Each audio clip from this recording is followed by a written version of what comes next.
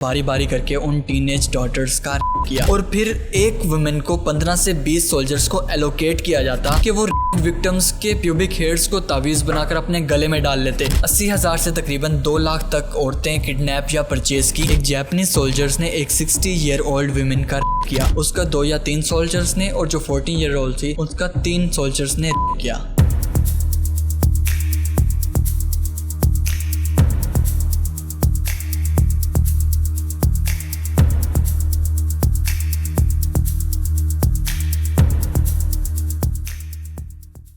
1937 में जापान ने चाइना के सिटी नानकिंग, जो कि उस टाइम पे चाइना का कैपिटल था, उस पर एक ऐसा वार किया जिसको हिस्ट्री के डार्केस्ट चैप्टर्स में लिखा जाता है। अगर मैं आपको ये कहूँ कि उन्होंने शहर को 6 हफ्तों के लिए एक जहन्नम बना दिया था तो बिल्कुल भी गलत नहीं होगा। इस वार को इसलिए याद नहीं रखा जाता कि इसमें कितने लोग मारे गए थे, बल्कि इस वजह से याद रखा जाता है जिन तरीकों से लोगों को मौत के घाट उतारा गया। चाइनीज लोगों को बेयनेट प्रैक्टिस के लिए यूज किया जाता था। एक अंदाजे के मुताबिक 20 से 80,000 औरतों का किया गया और काफी सोल्जर्स तो सिर्फ तक ही नहीं रुके, बल्कि वो औरतों के इंटरनल ऑर्गन्स को निकाल देते, उनके ब्रेस्ट्स को काट देते और उन्हें कीलों के साथ दीवारों में गाड़ देते थे। काफी लोगों को एक्सट्रीम किस्म का टॉर्चर किया जाता। यह सब कुछ इतना ज्यादा हॉरिबल था कि उस शहर के नाजिज भी सबको देखकर कांप जाते थे।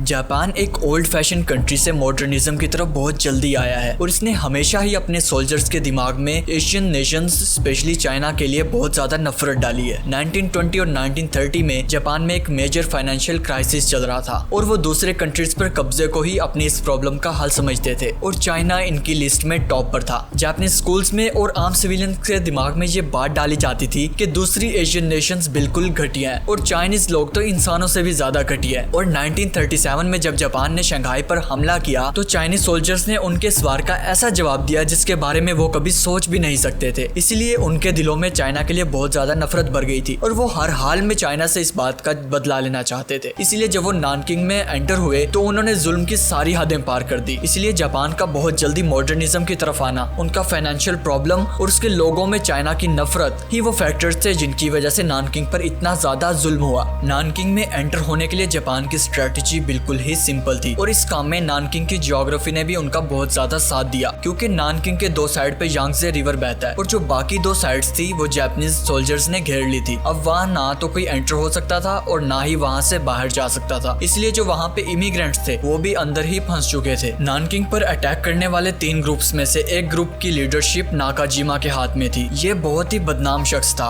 और इसे बीस्ट या वायलेंट मैन कहा जाता था और इसके बारे में आता है कि इस सफर पे ये अपने साथ एक स्पेशल ऑयल लाया था ताकि चाइनीज डेड बॉडीज को जला सके। अब उनकी ब्रूटैलिटी का अंदाजा इस बात से लगा सकते हैं कि नानकिंग का एक सब विलेज सचाओ, जिसकी पॉपुलेशन 3.5 लाख थी, इस अटैक के बाद उसमें सिर्फ 500 लोग ही बचे। इस वीडियो में मैं आप लोगों को इस अटैक के सर्वाइवर्स की कुछ स्टोरी सुनाऊंगा, इसलिए वीडियो को एंड तक जरूर देखिएगा क्योंकि उसके बाद आपके रोंगटे खड़े हो जाएंगे। क्योंकि जापानीज सोल्जर एक दिन में हजारों के तादाद में लोगों को मारते थे तो वो इस काम में थक जाते थे, तो उन्होंने सोचा क्यों न इस मैसेकर को एक मजेदार गेम में बदल दिया जाए। तो उन्होंने ऐसे कॉम्पिटिशन्स बनाए जिनमें वो अपने सोल्जर्स की किलिंग कैपेसिटीज को जानते थे और वो लोगों को लाइन में खड़ा करके मशीन गन्स या स्वॉर्ड से मारते थे और ये देखते थे कि कौन कम से कम टाइम में सबसे ज्यादा लोगों को मार पाएगा। जहां हजारों लोगों ने इस कंपटीशन में अपनी जानें गंवाई, वहीं टांग एक ऐसा चाइनीज शख्स है जो लकीली इस मैसेकर में भी बच निकला। दरअसल टांग और उसके 2 दोस्त, जिसमें से एक लिटिल मॉन्क था और एक बिग मॉन्क था, एक घर में छुपे हुए थे। उन्होंने उस घर के दरवाजे को हटा के वहाँ एक दीवार बना दी थी ताकि जापानीज सोल्जर्स को पता ना चले कि इसके अंदर भी कोई है। लेकिन टांग ने कभी face to face Japanese soldiers को नहीं देखा था, इसलिए उसकी शदीद ख्वाहिश थी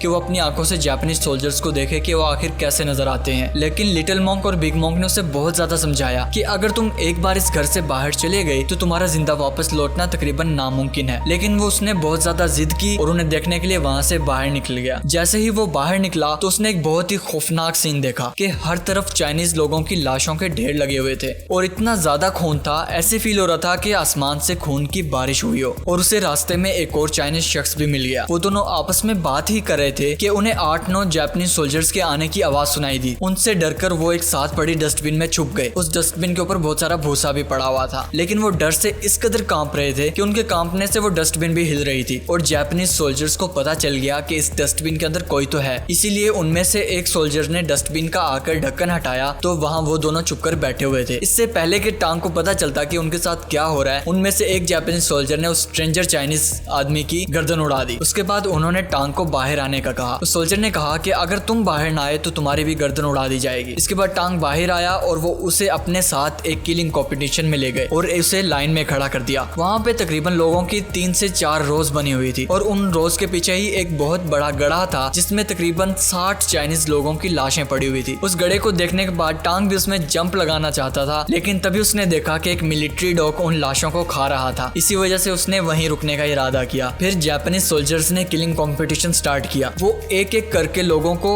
मार रहे थे। कुछ एक रो को मशीन गन से उड़ाया तो दूसरी रो को स्वॉर्ड से उनकी गर्दनें उड़ा रहे थे। तभी उनमें से एक प्रेग्नेंट वुमेन थी जो अपनी जान बचाने के लिए आगे निकली और एक सोल्जर से लड़ना शुरू कर दिया, लेकिन कोई भी उसकी जान बचाने के लिए आगे ना आया। आखिरकार उन सोल्जर्स ने उसको जान से मार डाला। क्योंकि वो उसे करने के लिए सबसे अलग ले जाना चाहते थे तो उसने अपनी जान के लिए लड़ना शुरू कर दिया, लेकिन एंड पे सोल्जर्स ने उसे मार दिया। मारने के बाद उन्होंने अपने बेयोनेट से उसका पेट खोला, जिसके बाद न सिर्फ उन्होंने उसकी इंटेस्टाइन्स निकाली बल्कि उसके फीटस को भी निकाल दिया। अब टांग को कंफर्म हो गया था कि उसकी जान बचाने के लिए कोई नहीं आने वाला। तभी लकीली जब एक सोल्जर ने टांग के बिल्कुल सामने वाले शख्स पर वार किया और उसकी गर्दन उड़ाई तो उसकी बॉडी टांग पर आकर गिरी, जिसके वजन की वजह से वो भी पीछे वाले गड्ढे में गिर गया। लकीली किसी सोल्जर को पता भी नहीं चला कि एक की बजाय 2 बॉडीज उस गड्ढे में गिरी है। ये मैसेकर तकरीबन 1 घंटे तक चला और टांग चुपचाप उसी गड्ढे में लेटा रहा अपनी जान बचाने के लिए। जब वहाँ से सोल्जर्स जाने लगे तो एक सोल्जर ने ये कंफर्म करने के लिए कि गड्ढे में पड़ी हुई सारी लाशें जिंदा तो नहीं है, अपने बेयोनेट से वहाँ वार करना शुरू कर दिए, जिसकी वजह से टांग को भी काफी ज्यादा वॉन्ड्स आए, लेकिन अपनी जान बचाने के लिए वो चुपचाप इनको सहता रहा और तकरीबन शाम के 5 बजे तक वहीं लेटा रहा। जिसके बाद उसका दोस्त लिटिल मॉन्क और बिग मॉन्क उसे ढूंढने के लिए वहाँ पहुंचे। वो ये सोच कर आए थे कि टांग अब तक मर चुका होगा और उसकी लाश ढूंढने के लिए आए थे, लेकिन काफी ढूंढने के बाद जब उन्हें टांग की लाश ना मिली तो वो वापस जाने लगे। तभी उन्हें टांग के बोलने की आवाज आई और उन्होंने भागकर टांग को उस गड्ढे से निकाला, जिसके बाद वो उसे अपने साथ ले गए। इस तरह से लकीली हजारों लोगों में से टांग ही वो था जो इस किलिंग कंपटीशन को सरवाइव कर पाया।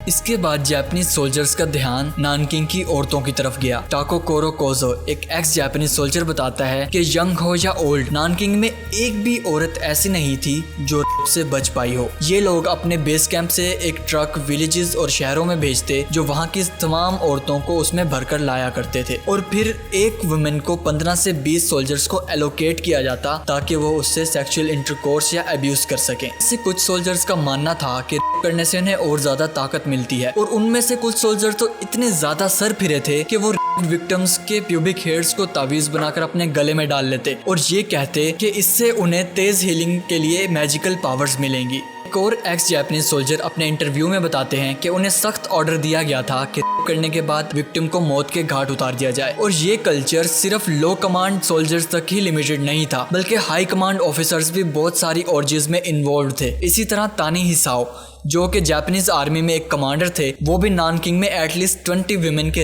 में इन्वॉल्व पाए गए। इन अनकंट्रोल्ड का एक बहुत बुरा कॉन्सिक्वेंस ये निकला कि बजाय इसके कि मिलिट्री हाई कमांड अपने सोल्जर्स को पर पनिश करती, उन्होंने इनके लिए मिलिट्री ब्रॉथल्स बनाने का इरादा किया ताकि वो अपने सेक्सुअल डिजायर्स इनमें जाकर पूरे कर सकें और रेप्स के केसेस को कम से कम किया जा सके। इनका प्लान बिल्कुल स्ट्रेट फॉरवर्ड था। इन्होंने चाइना, जापान, ताइवान, फिलीपींस और इंडोनेशिया से 80,000 से तकरीबन 2 लाख तक औरतें किडनैप या परचेज की और इन ब्रॉथल्स में लाकर छोड़ दिया। जब इंटरनेशनल मीडिया को इसके बारे में पता चला तो इन्होंने इस बात से साफ इनकार कर दिया और बोला कि ये तो प्राइवेट ब्रॉथल्स हैं और इंपीरियल गवर्नमेंट का इसमें कोई हाथ नहीं है। लेकिन काफी दिन बाद डॉक्यूमेंट्स लीक हुए जिसमें गवर्नमेंट की ऑफिशियल स्टैंप्स के साथ लिखा हुआ था order for the immediate construction of military brothels. लेकिन वक्त के साथ साथ इन ब्रॉथल्स के हालात बहुत ज्यादा खराब हो गए और लोगों ने इन्हें पब्लिक टॉयलेट कहना शुरू कर दिया और इसमें मौजूद काफी सारी औरतों ने करना शुरू कर दी और जो बाकी वुमेन थी वो सेक्सुअली ट्रांसमिटेड डिजीज की वजह से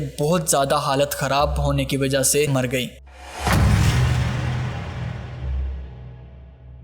जापानीज सोल्जर्स ने चाइनीज को टॉर्चर करने की बहुत ही क्रिएटिव टेक्निक्स बनाई हुई थी, लाइब्रेरियल्स। जापानीज सोल्जर्स चाइनीज लोगों को 2 ग्रुप्स में डिवाइड कर देते और उनमें से एक ग्रुप को एक बहुत बड़ा गड़ा बनाने के लिए कहा जाता, जिसके बाद दूसरे ग्रुप को उस गड़े में फेंक दिया जाता और फिर बाद में पहले ग्रुप को भी कहा जाता कि वो भी इस गड़े में छलांग लगा दें और इसके बाद उन्हें जिंदा दफना दिया जाता। इनमें से कुछ लोगों को सिर्फ आधा ही जमीन में गाड़ा जाता और जो चेस्ट से ऊपर वाला हिस्सा जमीन के बाहर होता या तो उसे तलवार से उड़ा दिया जाता या फिर उस पर से घोड़े या टैंक्स गुजारे जाते। म्यूटिलेशन। जापानीज सोल्जर्स चाइनीज लोगों के ना सिर्फ ऑर्गन्स निकालते, उनकी गर्दनें और उनके बॉडी पार्ट्स काटते, बल्कि शहर में जिस तरह भी आपकी नजर जाती लोग दरख्तों पर, इलेक्ट्रिकल पोस्ट्स पर और जगह जगह लटके होते थे और उनके जिस्म से गोश्त के बड़े बड़े टुकड़े निकाले गए होते थे। सैकड़ों लोगों की आंखें निकाल दी जाती थी, उनके नाक और कान काट दिए जाते थे। कई विक्टिम्स के तो जुबान पर, आंख में और मुंह पर कई हजारों सुइयां चुभोई जाती, जिनकी वजह से उनकी मौत हो जाती थी। जापानीज सोल्जर्स चाइनीज लोगों के बहुत बड़े बड़े ग्रुप्स को एक साथ जला देते थे। एक बहुत बड़ा एंटरटेनमेंट का तरीका उन्होंने ये ढूंढा हुआ था, वो लोगों को बिल्डिंग्स के टॉप फ्लोर्स पर लेकर जाते और सीढ़ियों को तोड़ देते। इसके बाद सबसे नीचे वाले फ्लोर पर आग लगा दी जाती, जो कि आहिस्ता आहिस्ता ऊपर वाली स्टोरेज में फैल रही होती थी। अब क्योंकि नीचे आने का कोई तरीका नहीं होता था तो काफी ज्यादा लोग वहीं से छलांग लगा कर लेते थे। इसी तरह वो लोगों पर गैसोलीन छिड़कते और उन पर फायरिंग करके उन्हें एक्सप्लोड होता हुआ देखते, जिसको वो बहुत ज्यादा एंजॉय करते थे। जिस तरह नानकिंग में डेथ टोल को काउंट करना तकरीबन इम्पॉसिबल है, इसी तरह से वहाँ नंबर ऑफ रेप्स को काउंट करना भी बहुत ज्यादा मुश्किल है, क्योंकि जापानीज सोल्जर्स बहुत ज्यादा वीमेन को प्रेग्नेंट छोड़ देते थे। तो सोसाइटल प्रेशर या फिर शेम की वजह से बहुत सारी औरतें कर लेती थी और इन औरतों में daughters, sisters, mothers, servants, government officers, तकरीबन सोसाइटी के हर सेगमेंट की औरतें शामिल थीं। और वहाँ की औरतों को ये तक नहीं पता था कि वो अपने घर में सेफ हैं या फिर उन्हें सेफ्टी जोन जाना होगा, क्योंकि जापानीज सोल्जर ने बहुत ज्यादा चाइनीज लोगों को भी अपने साथ मिला लिया था और वो उन्हें यंग वुमेन्स के पास भेजते ताकि वो उनकी बातों में आकर उन्हें अपने साथ ले आए। Japanese soldiers bright day light में एक यंग वुमेन को पकड़ते और बड़े बड़े क्राउड्स के सामने उनका रेप करते और इन्होंने कोई होली प्लेस नहीं छोड़ी थी और हर एक होली प्लेस को ये अपने काम में लाते। यहाँ तक कि जापानीज सोल्जर्स के लिए ओल्ड एज भी कोई मायने नहीं रखती थी। ये लोग grandmothers, great grandmothers पर भी सेक्सुअल असॉल्ट करते रहे। एक जापानीज सोल्जर्स ने एक 60 ईयर ओल्ड वुमेन का रेप किया और उसे बोला कि she should clean his penis with her mouth, लेकिन जब उसने इस बात से रिफ्यूज किया तो उसने उसके अंदर एक बैम्बू स्टिक इंसर्ट कर दी, जिसकी वजह से उसकी मौके पर ही डेथ हो गई। ये लोग छोटी लड़कियों का भी इस कदर बेरहमी से करते थे जिसके बाद वो हफ्तों चल नहीं सकती थी। उनमें से काफी सारी गर्ल्स की सर्जरी करनी पड़ती और बहुत सारी लड़कियों की तो डेथ हो जाती। एक बार चाइनीज लोगों ने उन्हें एक 10 साल से छोटी लड़की करते हुए देखा, जिसके बाद उन्होंने तलवार से उसके 2 टुकड़े कर दिए। ये लोग प्रेग्नेंट औरतों को भी नहीं छोड़ते थे, चाहे वो लेबर में है या लेबर में जाने वाली है, उनके लिए कुछ मायने नहीं रखता था। ये लोग प्रेग्नेंट औरत का करने के बाद सिर्फ अम्यूजमेंट के लिए उनके पेट को फाड़कर उसमें से उनका फीटस निकाल लेते थे और फिर उसको भी मौत के घाट उतार देते। एक अमेरिकन टीम जो कि नानकिंग के विजिट पर गई थी, उन्होंने एक बहुत ही दिल दहला देने वाली स्टोरी लिखी है। 30 जापानीज सोल्जर एक घर पे गए। जब उस घर के लैंडलॉर्ड ने दरवाजा खोला तो उन्होंने फौरन उसको मार डाला। उसके बाद मिस्टर सिया, जो उस घर में एक किराएदार थी, वो आकर उनसे रिक्वेस्ट करने लगी कि वो और किसी को ना मारे। तभी उस लैंडलॉर्ड की वाइफ बाहर आई और उनसे पूछा कि उन्होंने उसके हस्बैंड को क्यों मारा है, तो उन्होंने उसको भी शूट कर दिया। उसके बाद वो मिस्टर सिया को घसीटते हुए एक टेबल के पास ले गए जहां वो अपने 1 साल के बच्चे के साथ छुपी हुई थी। उसके बाद उन्होंने उसका रेप किया और उसके चेस्ट में बेयोनेट मारने से उसको मार डाला। उसके बाद एक सोल्जर ने एक परफ्यूम बॉटल को उसके वेजाइना में डाल दिया और बेयोनेट से उसके बेबी को भी मार डाला। उसके बाद जापानीज सोल्जर दूसरे कमरे में गए जहां मिस्टर सिया के पेरेंट्स थे और उसकी 2 टीनेज डॉटर्स थी। उनकी ग्रैंड मदर ने उनको बचाने की पूरी कोशिश की, लेकिन सोल्जर्स ने उन्हें मार दिया और उनके ग्रैंडफादर जो कि उसकी बॉडी को कवर करने की कोशिश कर रहे थे, उसको भी मौके पर ही मार दिया गया। उसके बाद सोल्जर्स ने बारी बारी करके उन टीनेज डॉटर्स का रेप किया। जो 16 इयर्स ओल्ड थी उसका 2 या 3 सोल्जर्स ने, और जो 14 ईयर ओल्ड थी उसका 3 सोल्जर्स ने रेप किया। दोस्तों, मुझे उम्मीद है कि आप में से कुछ लोगों को लग रहा होगा कि मैंने इसमें बहुत सारी चीजें खुद से ऐड की हैं, लेकिन इसमें मैंने जो भी आपको बातें बताई हैं वो बिल्कुल ट्रू हैं। और अगर आप क्यूरियस हैं तो मैंने बुक का लिंक डिस्क्रिप्शन में दे दिया है, तो आप उसको जाकर पढ़ सकते हैं। और ओरिजिनली इसकी स्क्रिप्ट बहुत ज्यादा लंबी थी, लेकिन कुछ टेक्निकल डिफिकल्टीज की वजह से मुझे इसे शॉर्ट करना पड़ा। तो आज की वीडियो के लिए इतना ही। और अगर आपको ऐसी ही स्टोरीज देखना पसंद है तो मैं रेगुलरली क्राइम स्टोरीज अपलोड करता रहता हूँ। तो अगर आप चैनल पर न्यू हैं तो चैनल को सब्सक्राइब कर लें ताकि आपको ऐसी ही ट्रू क्राइम स्टोरीज देखने को मिलें।